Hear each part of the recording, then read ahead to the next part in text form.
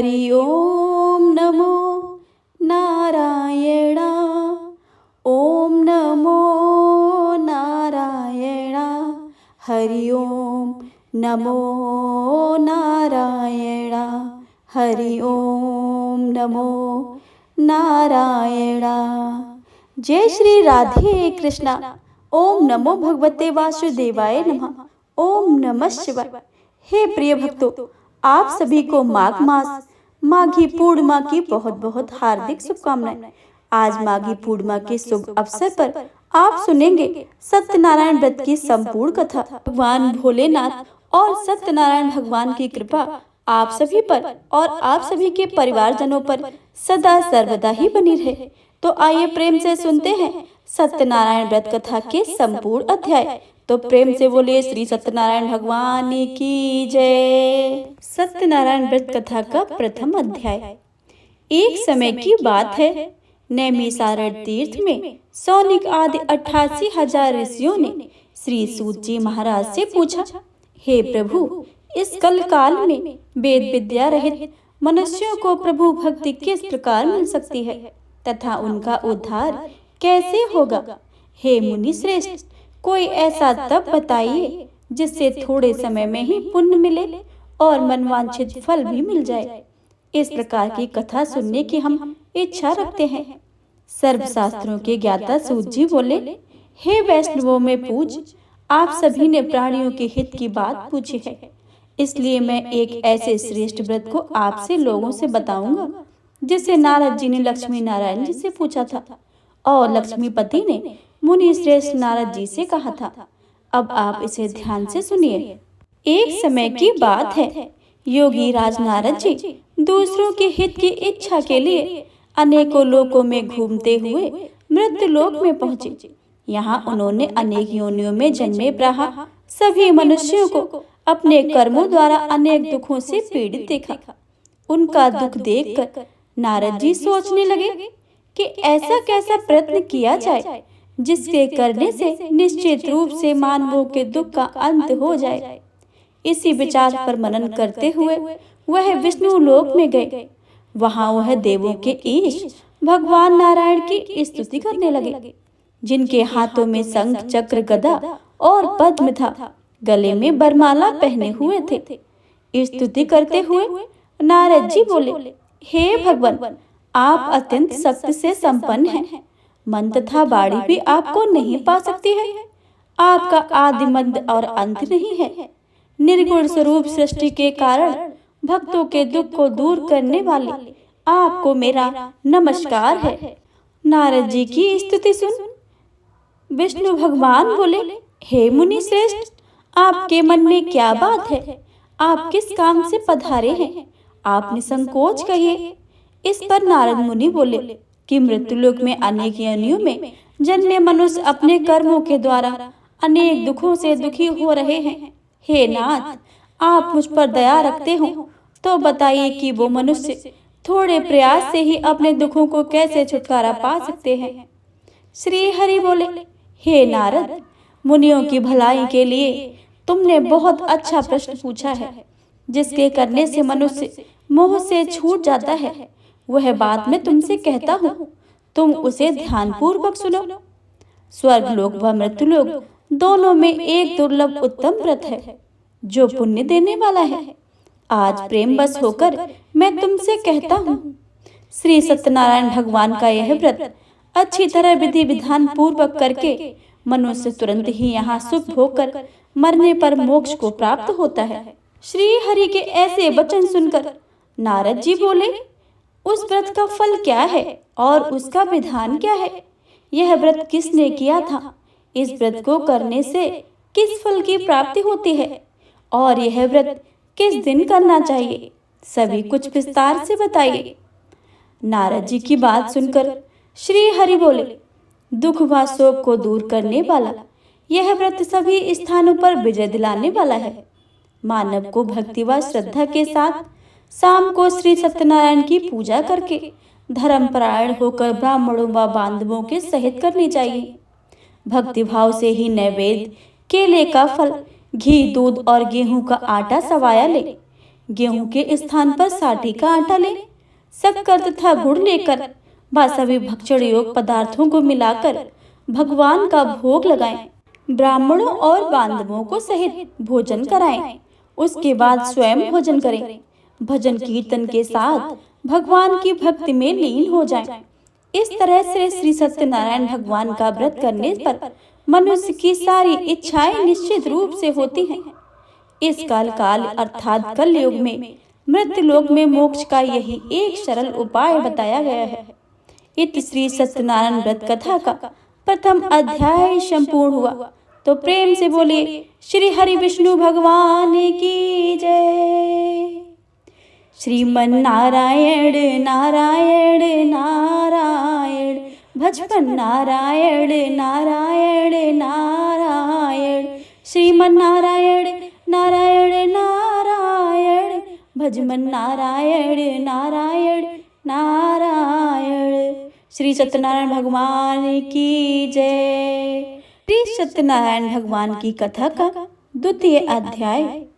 सूत जी बोले, हे ऋषियों, जिसने पहले इस व्रत को किया था उसका इतिहास कहता हूँ, तुम ध्यान से सुनो। सुंदर काशीपुरी नगरी में एक अत्यंत निर्धन ब्राह्मण रहता था। भूख प्यास से परेशान होकर वह धरती पर घूमता रहता था। ब्राह्मणों से प्रेम करने वाले भगवान ने एक दिन ब्राह्मण का भेष धारण कर उसके पास जाकर पूछा, हे विप्र, नित्य दुखी होकर तुम पृथ्वी पर क्यों घूमते हो? दीन ब्राह्मण बोला, मैं निर्धन ब्राह्मण हूँ, भिक्षा के लिए धरती पर घूमता हूँ। हे भगवान, यदि आपको कोई उपाय जानते हो तो मुझे बताइए। वृद्ध ब्राह्मण कहते हैं कि सत्यनारायण भगवान मनोवांछित फल देने वाले हैं, इसलिए तुम उनका पूजन करो। इसे करने से मनुष्य सभी दुखों से मुक्त हो जाता है। वृद्ध ब्राह्मण बनकर आए श्री सत्यनारायण भगवान उस निर्धन ब्राह्मण को व्रत का सारा विधान बताकर अंतर्ध्यान हो गए। ब्राह्मण मन ही मन सोचने लगा कि जिस व्रत को वृद्ध ब्राह्मण करने को कह गए हैं, मैं उसे जरूर करूंगा। यह निश्चय करने के बाद उसे रात में नींद नहीं आई। वह सवेरे उठकर श्री सत्यनारायण भगवान के व्रत का निश्चय करके भिक्षा के लिए गया। उस दिन निर्धन ब्राह्मण को भिक्षा में बहुत सारा धन मिला, जिससे उसने बंधु बांधवों के साथ मिलकर श्री सत्यनारायण भगवान का व्रत संपन्न किया। भगवान श्री सत्यनारायण का व्रत संपन्न करने के बाद वह निर्धन ब्राह्मण सभी दुखों से छूट गया और अनेक प्रकार की संपत्तियों से युक्त हो गया। उसी समय वह ब्राह्मण हर माह इस व्रत को करने लगा। इस तरह से श्री सत्यनारायण भगवान के व्रत को जो मनुष्य करेगा वह सभी प्रकार के पापों से छूटकर मोक्ष को प्राप्त होगा। जो मनुष्य इस व्रत को करेगा वह भी सभी दुखों से मुक्त हो जाएगा। सूत जी बोले कि इस तरह से नारद जी से नारायण जी का कहा हुआ श्री सत्यनारायण व्रत को मैंने तुमसे कहा है। हे विप्रो, मैं अब और क्या कहूँ? ऋषि बोले, हे मुनिवर, संसार में उस विप्र से सुनकर और किस किस ने इस व्रत को किया है, हम इस बात को सुनना चाहते हैं। इसके लिए हमारे मन में श्रद्धा का भाव है। सूत जी महाराज बोले, हे मुनियों, जिसने इस व्रत को किया है अब वह सुनो। एक समय वही विप्र धन व ऐश्वर्य के अनुसार अपने बंधु बांधवों के साथ इस व्रत को करने को तैयार हुआ। उसी समय एक लकड़ी बेचने वाला बूढ़ा आदमी आया और लकड़ियां बाहर रखकर अंदर ब्राह्मण के घर में गया। प्यास से दुखी वह लकड़हारा उनको व्रत करते देख विप्र को नमस्कार करके पूछने लगा कि आप यह क्या कर रहे हैं तथा इसे करने से क्या फल मिलेगा, कृपया करके मुझे बताइए। ब्राह्मण ने कहा कि सभी मनोकामनाओं को पूरे करने वाला यह श्री सत्यनारायण भगवान का व्रत है। इनकी कृपा से मेरे घर में धन धान्य आदि की वृद्धि हुई है। विप्र से श्री सत्यनारायण व्रत के बारे में जानकर लकड़हारा बहुत प्रसन्न हुआ। चरणामृत लेकर व प्रसाद खाने के बाद वह अपने घर गया। लकड़हारे ने अपने मन में संकल्प किया कि आज लकड़ी बेचने से जो धन मिलेगा उसी से मैं श्री सत्यनारायण भगवान का उत्तम व्रत करूंगा। मन में इस विचार को लेकर बूढ़ा आदमी सिर पर लकड़ियां रखकर उस नगर में बेचने गया जहां धनी लोग रहते थे। उस नगर में उसे अपनी लकड़ियों का दाम पहले से 4 गुना अधिक मिला। बूढ़ा प्रसन्नता के साथ दाम लेकर केले, शक्कर, घी, दूध, दही और गेहूं का आटा ले और सत्यनारायण भगवान के व्रत का अन्य सामग्रियों को लेकर अपने घर आ गया। वहां उसने अपने बंधु बांधवों को बुलाकर विधि विधान से श्री सत्यनारायण भगवान का पूजन और व्रत किया। इस व्रत के प्रभाव से वह बूढ़ा लकड़हारा धन, धान्य और पुत्र आदि से युक्त होकर संसार के समस्त दुखों को भोगकर अंत में वैकुंठ धाम को चला गया। इति श्री सत्यनारायण व्रत कथा का 2वां अध्याय संपूर्ण हुआ। तो प्रेम से बोलिए श्री सत्यनारायण भगवान की जय, लक्ष्मी नारायण भगवान की जय। जग में सुंदर है 2 नाम, चाहे कृष्ण कहो या राम। बोलो राम राम राम, बोलो श्याम श्याम श्याम। प्रेम से बोलिए श्री सत्यनारायण भगवान की जय। श्री सत्यनारायण भगवान की कथा का 3वां अध्याय। सूत जी बोले, हे श्रेष्ठ मुनियों, अब आगे की कथा कहता हूँ। पहले समय में उल्का मुख नामक एक बुद्धिमान राजा था। वह सत्यवक्ता और जितेंद्रिय था। प्रतिदिन देव स्थानों पर जाता और निर्धनों का धन देकर उनके कष्टों को दूर करता। उनकी पत्नी कमल के समान मुख वाली तथा सधी साध्वी थी। भद्रशिला नदी के तट पर उन दोनों ने श्री सत्यनारायण भगवान व्रत को किया। उसी समय साधु नाम का एक वैश्य आया। उसके पास व्यापार करने के लिए बहुत सा धन था। राजा को व्रत करते देखकर वह विनय के साथ पूछने लगा कि हे राजन, भक्ति भाव से पूर्ण होकर आप यह क्या कर रहे हैं? मैं भी इसे सुनने की इच्छा रखता हूँ, तो आप मुझे बताइए। राजा बोले, हे साधु, अपने बंधु बांधवों के साथ पुत्र आदि की प्राप्ति के लिए एक महाशक्तिमान श्री सत्यनारायण भगवान का व्रत व पूजन कर रहा हूँ। राजा के वचनों को सुनकर साधु आदर से बोले, हे राजन, मुझे इस व्रत का सारा विधान कहिए। आपके कथानुसार मैं भी इस व्रत को करूँगा। मेरी भी संतान नहीं है और इस व्रत को करने से निश्चित रूप से मुझे संतान की प्राप्ति होगी। राजा से व्रत का सारा विधान सुनकर व्यापार में निवृत्त होकर वह अपने घर गया। साधु वैश्य ने अपनी पत्नी को संतान देने वाले इस व्रत का वर्णन कह सुनाया और कहा कि जब मेरे संतान होगी तब मैं यह व्रत अवश्य ही करूंगा। साधु ने इस तरह के वचन अपनी पत्नी लीलावती से कहे। एक दिन लीलावती पति के साथ आनंदित होकर संसार के धर्म में प्रवृत्त होकर सत्यनारायण भगवान की कृपा से गर्भवती हो गई। 10वें महीने में उसके गर्भ से एक सुंदर कन्या ने जन्म लिया। दिनों दिन वह कन्या बढ़ने लगी, जैसे कि शुक्ल पक्ष में चंद्रमा की कला बढ़ती है। माता पिता ने अपनी कन्या का नाम कलावती रखा। एक दिन लीलावती ने मीठे शब्दों से अपने पति को याद दिलाया, आपने श्री सत्यनारायण भगवान के जिस व्रत करने का संकल्प किया था उसे करने का समय आ गया है। आप इस व्रत को करिए। साधु बोला कि हे प्रिय, इस व्रत को मैं उसके विवाह पर ही करूंगा। इस प्रकार अपनी पति को आश्वासन देकर वह नगर को चला गया। कलावती पिता के घर में रहकर दिनों दिन बढ़ने लगी। साधु ने एक बार नगर में अपनी कन्या को सखियों के साथ खेलते देखा तो तुरंत ही दूत को बुलाया और कहा कि मेरी कन्या के योग्य वर देखकर आओ। साधु की बात सुनकर दूत कंचन नगर में पहुंचा और वहां देखभाल कर लड़की के सुयोग्य बड़े पुत्र को ले आया। सुयोग्य लड़के को देखकर साधु ने बंधु बांधवों को बुलाकर अपनी पुत्री का विवाह कर दिया। लेकिन दुर्भाग्य की बात यह है कि साधु ने अभी भी श्री सत्यनारायण भगवान का व्रत नहीं किया। इस पर श्री सत्यनारायण भगवान क्रोधित हो गए और श्राप दिया कि साधु को अत्यधिक दुख मिले। अपने कार्य में कुशल साधु बनिया जमाई को लेकर समुद्र के पास स्थित होकर रत्नासार नगर में गया। वहां जाकर दामाद और ससुर दोनों ने मिलकर चंद्रकेतु राजा के नगर में व्यापार करने लगे। एक दिन भगवान सत्यनारायण की माया से एक चोर राजा का धन चुराकर भाग रहा था। उसने राजा के सिपाहियों को अपना पीछा करते हुए देखकर वह सारा धन वहां रख दिया जहां साधु और अपने जमाई के साथ ठहरा हुआ था।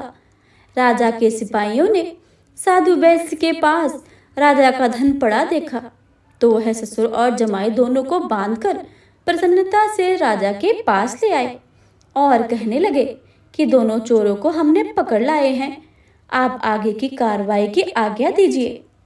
राजा की आज्ञा से उन दोनों को कठिन कारावास में डाल दिया गया और उनका सारा धन भी उनसे छीन लिया गया।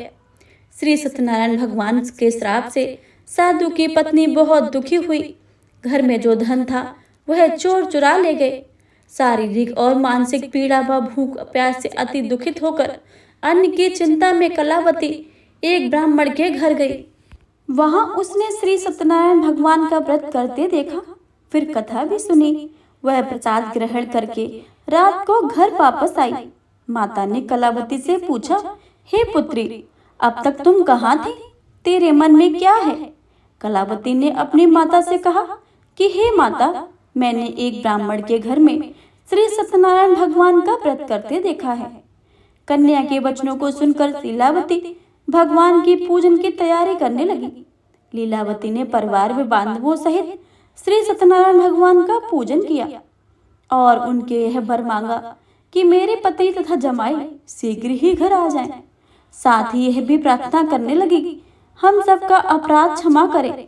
श्री सत्यनारायण भगवान इस व्रत से संतुष्ट हो गए और राजा चंद्रकेत को सपने में दर्शन देकर कहा, हे राजन, तुम उन दोनों वैश्यों को छोड़ दो और तुमने उनका जो धन लिया है उसे भी वापस कर दो। अगर तुमने ऐसा नहीं किया, मैं तुम्हारा धन, राज्य व संतान सभी को नष्ट कर दूंगा। राजा को यह सब कहकर भगवान अंतर्ध्यान हो गए। प्रातःकाल सभा में राजा ने अपना सपना सुनाया, फिर बोले कि बड़े पुत्रों को कैद से मुक्त करके सभा में ले आओ। दोनों ने आते ही राजा को प्रणाम किया। राजा मीठी बाणी में बोला, हे महानुभाव, भाग्यवश ऐसा कठिन दुख तुम्हें प्राप्त हुआ है, लेकिन अब मैं तुम्हें कोई भय नहीं है। ऐसा कहकर राजा ने उन दोनों को नए वस्त्र भूषण देकर और जितना धन लिया था उससे 2 गुना धन वापस कर दिया। दोनों वैश्य अपने घर को चल दिए। श्री सत्यनारायण भगवान व्रत कथा का 3य अध्याय संपूर्ण हुआ। प्रेम से बोलिए श्री सत्यनारायण भगवान की जय।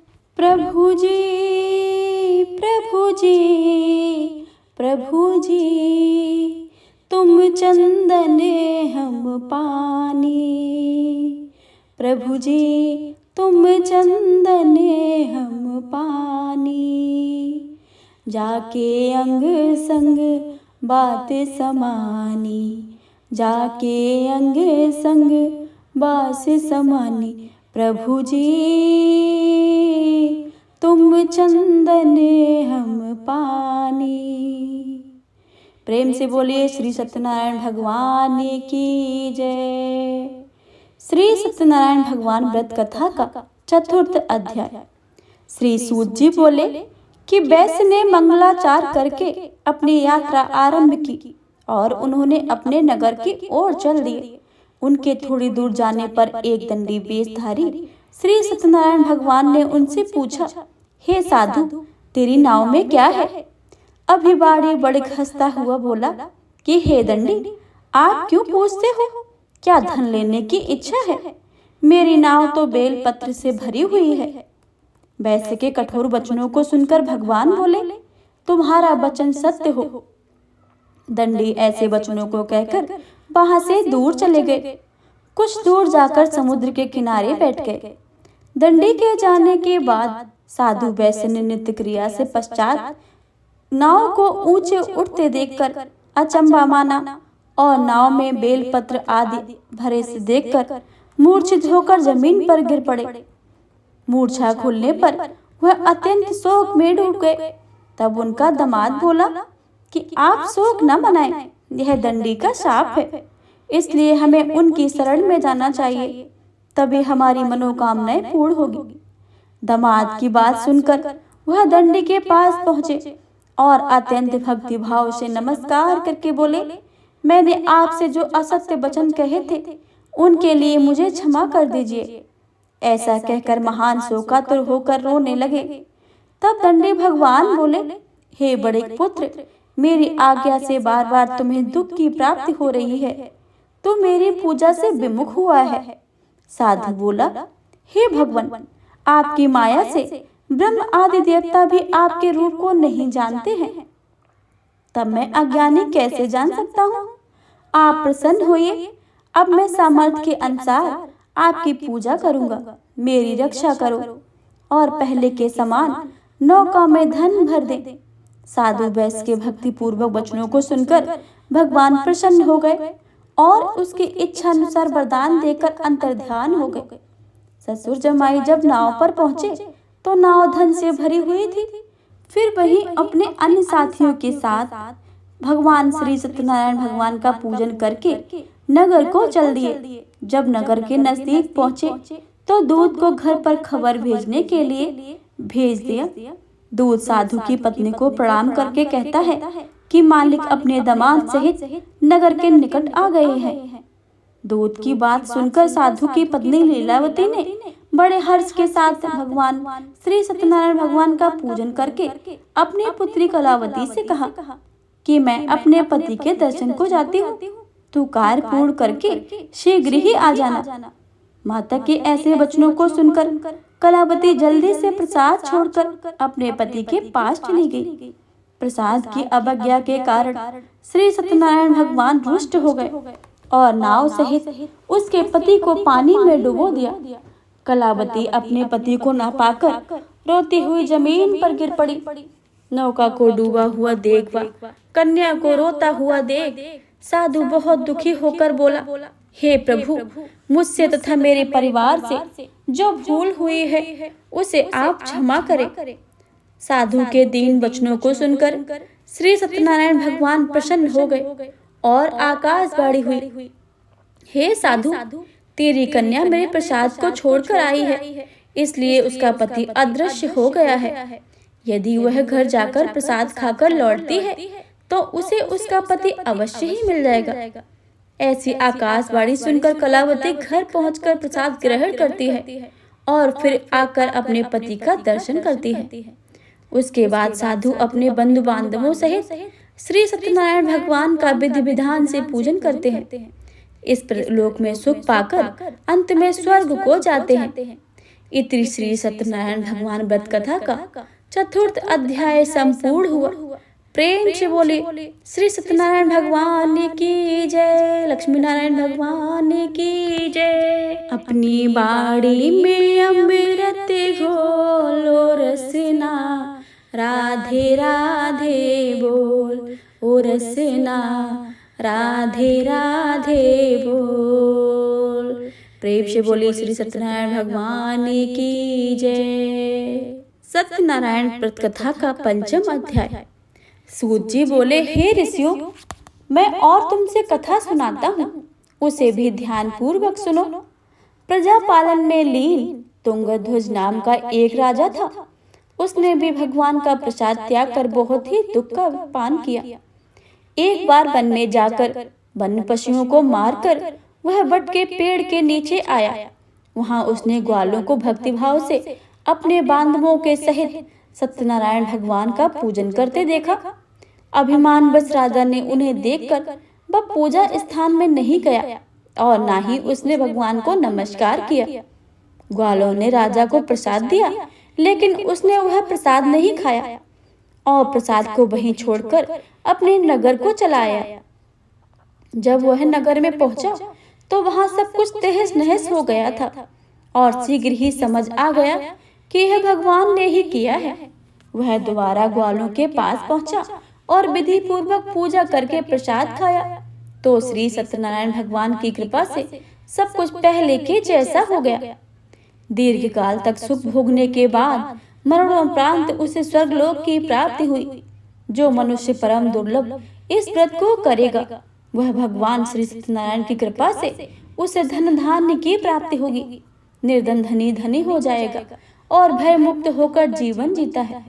संतानहीन मनुष्य को संतान सुख मिलता है और सारे मनोरथ पूर्ण होने पर मानव अंतकाल में वैकुंठ धाम को जाता है।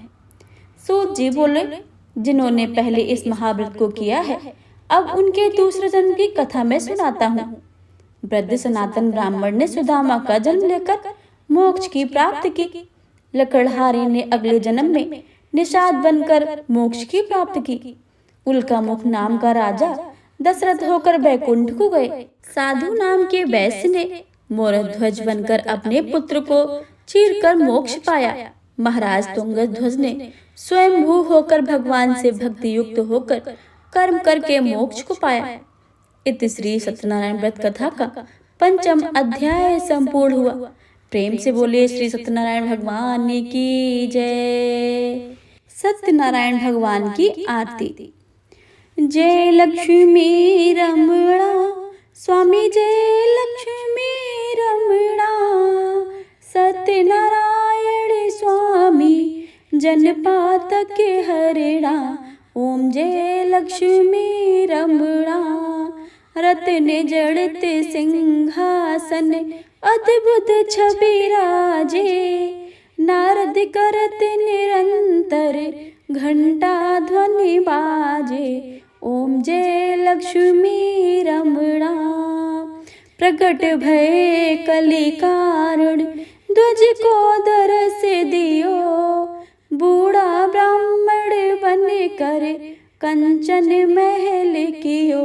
ओम जय लक्ष्मी रमणा। दुर्बल भील कठारो जिन पर कृपा करी।